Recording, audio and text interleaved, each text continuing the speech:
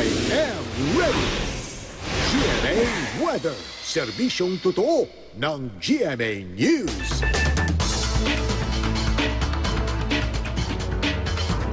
Magandang umaga po. Magiging maulan sa ilang bahagi ng bansa dahil sa bagyong Henry na nagpapalakas sa hanging habagat. Para sa karagdagang detalye kaugnay ng lagay ng panahon, narito si GMA Weather Resident Meteorologist Nathaniel Cruz. Mang Tani! Hawi, Susan, patuloy nga na gumagalaw papalapit ng extreme northern Luzon ang Typhoon Henry ayon sa Pag-asa. Huling namataan ang mata ng bagyo sa layong 320 kilometers dyan sa may hilagang silangan o northeast ng Virac, Catanduanes at lumakas pa dahil ang hangin nito ngayon ay 130 kilometers per hour malapit sa gitna at may bugsong umaabot na ng 160 kilometers per hour.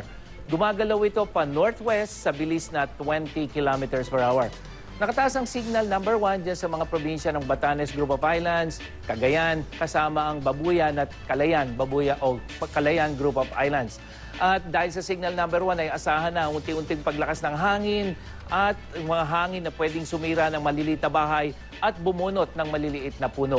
At makikita nga dito sa forecast track ng ahensya na hindi naman inaasahan na magla-landfall ang bansa, sa bansa ang bagyo, pero posible mangyang mag-landfall dyan sa Taiwan araw ng Miyerkules pagkatapos nitong lumabas ng Philippine Area of Responsibility. Mang Tani, ano po yung magiging epekto ng bagyo sa ating panahon? Magiging maulan at mahangin din ba tulad nung nagdaang bagyong Glenda, lalo na dito sa Metro Manila? Yes, Susan, walang direktang epekto yung bagyo dito sa lagay ng ating panahon, pero patuloy nitong palalakasin itong hanging habagat. Ito yung rosas na nakikita natin dito. At yung paglakas ng hanging habagat na yan ang siyang magdadala ng mga pag-ulan. At base nga sa datos ng The Weather Company, ay malaking bahagi ng Luzon ang makararanas ng ulan hanggang minsan ng malalakas sa pag-ulan yan na thunderstorm dahil nga sa paglakas ng hanging habagat. Kasama na riyan ang Mimaropa at Bicol Region.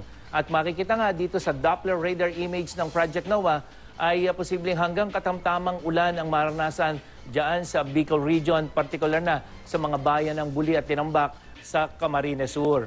At may mga hanggang katamtamang pag-ulan din diyan sa rehiyon ng Mimaropa, gaya na lamang diyan sa bayan ng Mamburao at Victoria sa Oriental Mindoro. At dito sa Metro Manila, mataas ang posibilidad ng minsan ng malalakas sa pag-ulan at thunderstorm, maghapon yan hanggang mamayang gabi.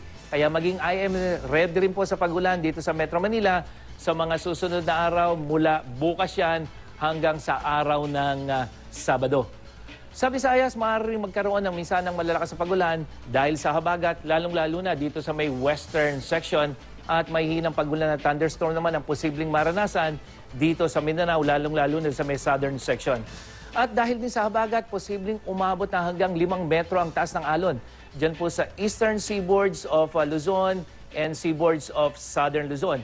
At lahat ng seaboards ng Visayas mula yan sa east, central at dyan sa may western section at dyan sa northern at eastern seaboards naman ng Mindanao. Kaya delikado po para sa maliliit na sakyang pandagat ang maglayag doon. Tandaan mga kapuso, magplano para sigurado manatiling nakatutok sa GMA Weather. I am ready. Serbisyong totoo ng GMA News. Maraming salamat, Mang Tani, ang ating GMA Weather Resident Meteorologist.